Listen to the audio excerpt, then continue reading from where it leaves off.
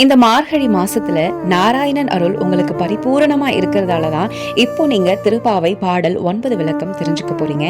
நாராயணனை உங்களுக்கு பிடிக்கும்னா கமெண்ட்ல ஓம் நமோ நாராயணான்னு பதிவிடுங்க. வாங்க விளக்கத்தை தெரிஞ்சுக்கலாம்.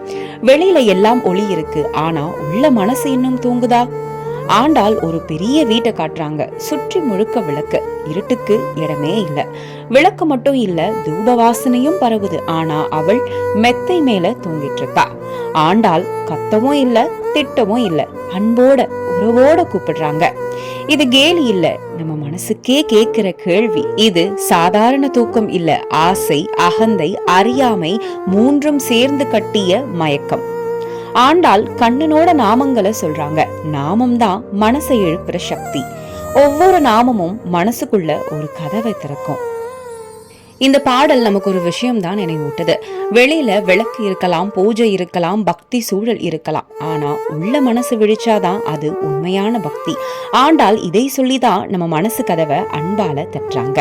இந்த அழைப்பை நீங்க உணரணும்னா, இந்த பாடலோட அர்த்தத்தை முழுசா அனுபவிக்கணும்னா இந்த முழு வீடியோவை தவறாம பாருங்க.